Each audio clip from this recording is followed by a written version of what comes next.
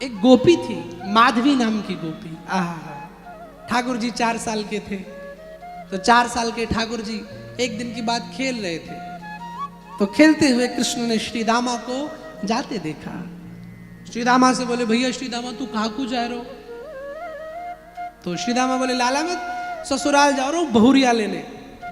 अब 4 साल के ठाकुर जी बोले, भैया ये ससुराल कौन सी चीज होवे, ये बहुरिया क्या होवे? तो श्री दामा बोले, देख जब तू बड़ो है जाएगो, हमारे वृंदावन की भाषा ही है, जब तेरो ब्याह होगो तो जौन से छोरी से तेरो ब्याह होएगो ना, वाई छोरी को तेरी बहू कहा जाएगा, और जौन गाम ते तेरी शादी होगी वाई गाम को ससुराल कहा जाएगा। अरे ठाकुर जी बोले, और बता? श्री दामा बोल, देख मेरे पास समय नहीं है, तो अपनी मैया से पूछ ले। तो 4 साल के ठाकुर जी ठुमकते ठुमकते आई, अरे मैया यशोदा कि बहू कौन सी चीज होवे? वही बात प्रोसेस मैया ने फिर बताया, जब तू बड़ा होगा तेरा ब्याह होगा। ठाकुर जी बोले, जॉन जो बात श्री दामा बता रहा था वही तू बता रही, पर मुझको पक्की बात बता कौन सी चीज होवे बहू? मैया ने कहा, एक काम कर, अभी श्री दामा अपनी बहुरिया को लेके आएगा, तो बीच रास्ते में जाना और देख लेना, वही बहू होगी। अब ठाकुर जी उसी समय रास्ते में बैठ गए। उधर श्री दामा और उसकी पत्नी माधवी दोनों चले। तो जब पहले ससुराल में बेटियां विदा होती थी ना, तो मम्मी गोद में बैठाती थी और बेटी को समझाती थी, बेटी कोई ऐसा काम मत करना कि मेरी बदनामी हो जाए। आजकल की मम्मी तो बड़ी एडवांस है, बेटी डरना मत, हाँ मैं पीछे से खड़ी हूं, अगर सास एक गाली दे तुम 10 देना, पीछे मत चूकना। मुझे माफ करना, अधिकतर रिश्ते आजकल इसलिए टूट रहे हैं, प्रायः डिवोर्स केसेस इसीलिए हो रहे हैं। हमारे मनोज जी बता रहे हैं, छोटी सी बात हुई, घर पे फोन कर दिया, मम्मी ऐसी बात है। अब मम्मी लगी, भाई को लिया, पापा को लिया, आ गई 2 मिनट में। पहले लड़ाइयाँ होती थी, पत्र लिखे जाते थे, तो 15 दिन में जब तक पत्र पहुंचता तब तक सब लड़ाई सही हो जाती थी। एक स्त्री को जब तक वो घर में है, माँ बाप उसके लिए सब कुछ है। जिस दिन ससुराल में जाए, जैसे भी है माँ बाप, उसके सास ससुर ही उसके लिए माँ बाप होने चाहिए। पहले की माताएं शिक्षा देती थी। वो एक पूर्वांचल का गीत है ना, हम सब लोग गाते हैं, बेटी ससुरे में, और बेटी ससुरे में रहे हाथ चांद बन के, सबकी पुत्री के बिचवा और परान बन के, बेटी ससुरे में रहे हाथ चांद बन, सांझ कतन को समय जुपैहा। शाम का समय तुम्हें कैसे व्यतीत करना है? सांझ कतन को समय जुपैहा, छोट हर लड़कन के पढ़े। शाम के समय अगर समय मिले तो छोटे छोटे बच्चों की सेवा करना, सुबह सास ससुर की सेवा करना, माँ बाप की तरह उनको मानना, ऐसी शिक्षाएं माताएं दिया करती थी।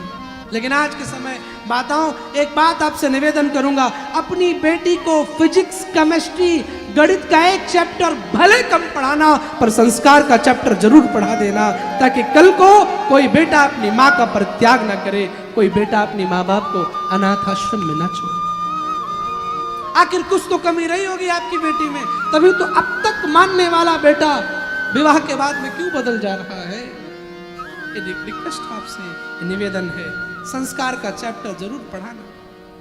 कभी कभी अपने माँ बच्चों को बैठा करके, बेटियों को बैठा करके बताया करो, बेटी कल को तुम जब विवाह होकर के जाओगी तो कैसे रिश्तों का निर्वहन करना है, धैर्य सिखाओ। तो माधवी को उसकी माँ समझा रही थी, और समझाते हुए माँ ने कहा, बेटी एक बात और बताओ। कहा क्या? कहा देख तू वृंदावन जा रही है, वृंदावन में सबको देखना, पर वहां एक आदमी को मत देखना। कहा कौन? का बांके बिहारी। बोले क्यों? बोले उसको जिसने एक बार देख लिया वो दूसरे को देखने के काबिल नहीं रहा। इतना सुंदर है। हमारे वृंदावन की एक कहावत है, नंद लला यदि होते लली तो गले कट जाते करोड़न के। ठाकुर जी छोरा थे छोरी होते ना तो हजारों केस हाई कोर्ट में पड़े होते हैं एक कृष्ण के लिए। तन भी सुंदर मन भी सुंदर तू सुंदरता की मूर्त है। इतने सुंदर है वो बांके बिहारी। न किसी के गोरे गाल पर मरो न किसी के लंबे बाल पर मरो, अगर मरना ही है तो यशोदा के लाल पर मरो, यशोदा के लाल पर। लाली मेरे लाल की जित देखूं तित लाल ही देखन में गई मैं भी हो गई लाल। इतने सुंदर है वो। माधवी सबको देखना पर बांके बिहारी को मत देखना। अब तो माधवी ने पाठ पढ़ लिया, रास्ते पर सोचती आ रही है सबको देखूंगी पर बांके बिहारी को नहीं देखूंगी, सबको देखूंगी। और रास्ते में ही कन्हैया खड़े। श्री रामा अपनी पत्नी को लेके आया, कन्हैया पहुंच गए। अरे भैया मैं तो भाभी को चेहरा देखना है, घूंघट उठा। दामा ने कन्हैया से कहा जा देख ले तेरी भाभी है, कोई मना कर रहा है। ठाकुर जी गए और जैसे सुना माधवी ने वो कन्हैया आया है तो घूंघट आगे लंबा खींच लिया, घूंघट खींचा लंबा। कन्हैया बोले भाभी ने एक मोड़ो तो दिखाई दे, पर वो जानती है कि अगर मैंने कृष्ण को देखा तो दिक्कत हो जाएगी, माँ ने मना की। घूंघट नहीं हटाया। कन्हैया बाहर आए और भैया श्री दामा से कहते हैं भैया तेरी पत्नी भैंगी है का, कानी है का? बोले क्यों? बोले दिखाई नहीं रही अपना चेहरा। हाँ हाँ हाँ। कौन कहे कृष्ण से कृष्ण तुम इतने सुंदर हो, तुम्हें जो एक बार देख ले उसे दूसरे को देखने की का मन नहीं करता। आहा वो मोटे मोटे नेत्र, वो भगवान कृष्ण के कर्णिका, कान में कर्णिका के फूल, गले में वैजंती की माला और ठाकुर जी के अधर में वो सुंदर लालिमा और भगवान कृष्ण के केशों में मयूर पुक्ष और मयूर पुक्ष से लटकता हुआ मोती, उस मोती की लटकन से टपकता हुआ जल और जल की उस भीगन से भगवान कृष्ण के भीगती हुई पलके और पलकों में लगे काजल को जब कोई देखता है तो कन्हैया वो खींचा चला जाता है। इतना सुंदर मेरा बांके बिहारी, इतना सुंदर। भगवान कृष्ण को माधवी ने अपना मुख नहीं दिखाया। भगवान ने भी शपथ ले ली, माधवी चिंता मत कर, एक दिन तू तड़पेगी और फिर भी मैं तेरे सामने नहीं आऊंगा। अब तो माधवी अपने ससुराल गई। अब तो दिन रात लोग कृष्ण की महिमा गाएं, कन्हैया ऐसा है कन्हैया वैसा। अब वो कान बंद करे, जो कि वृंदावन में तो कृष्ण की ही बात हो गई। कान बंद करे बार बार, ये कृष्ण नाम मेरे पास क्यों आ रहा है, क्यों आ रहा है। धीरे धीरे धीरे समय बीता। अब तो उसके सपने में कन्हैया आने लगे। आहा, एक बात आपसे बताऊं, अगर यहाँ पर बैठे हुए किसी भी भक्त के स्वप्न में कन्हैया ने दर्शन दिया है या देते हैं तो निसंदेह वो सौभाग्यशाली व्यक्ति है, इसके सपने में ठाकुर आते हैं। नहीं तो कईयों ने प्राण दे दिए पर कृष्ण मिले नहीं है। एक हाथ जोड़ के रिक्वेस्ट करूंगा, अगर मंदिर जाना, किसी भी तीर्थ में जाना तो अपने लिए साधनों को मत मांगना, अगर मांगना हो तो भगवान की साधना मांग लेना, तुम्हारा जीवन में कल्याण हो जाएगा। कृष्ण मैं तुमसे क्या मांगू तुम्हारे अलावा। मीरा कहती कि प्रभु, मीरा से किसी ने कहा कि तुलसी की माला क्यों पहने रहती है, सोने की माला पहन, तू राजघराने की स्त्री है। मीरा कहती है सुनो, अगर सोने की माला पहनूंगी तो चोर ले जाएगा और अगर तुलसी की माला पहनूंगी तो वो चितचोर ले जाएगा, वो बांके बिहारी ले जाएगा। माधवी को स्वप्न में कृष्ण आने लगे। अब तो एक दिन वो 3 बजे उठ के मटकी उठा के यमुना चल दी जल भरने के लिए। देखा 3 बजे जल भरा, कोई नहीं है घाट पर। किसको आवाज लगाऊं कि मेरी कोई मटकी उठाए। देखा सामने एक ग्वाल खड़ा है। कौन है ये? आवाज लगाई, अरे ग्वाला नेक मेरी मटकी उठाए दे।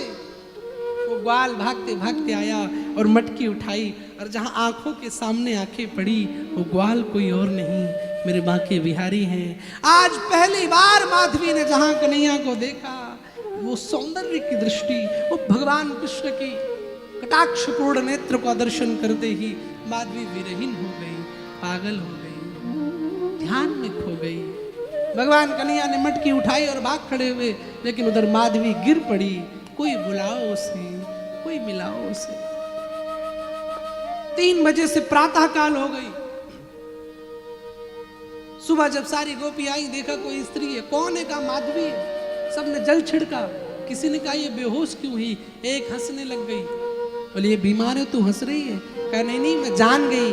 क्या? बोले मैं इसकी बीमारी जान गई। क्या? कहा इसकी बीमारी कृष्ण है और इसकी दवा भी कन्हैया है। जब तक वो नहीं आएंगे इसकी बीमारी ठीक होने वाली नहीं। सबने प्रयास किया पर कृष्ण नहीं आए। एक दिन भगवान कृष्ण की याद में उस गोपी ने प्राण त्याग दिए और अगले जन्म में वही गोपी कलयुग में मीरा बनी। और मीरा बन के 6 वर्ष में ऐसी भक्ति करी प्यारे कि भगवान को विवश होकर मीरा के लिए आना पड़ा, प्रकट होना पड़ा। जीवन में प्रदर्शन नहीं होना चाहिए, जीवन में भक्ति का दर्शन होना चाहिए।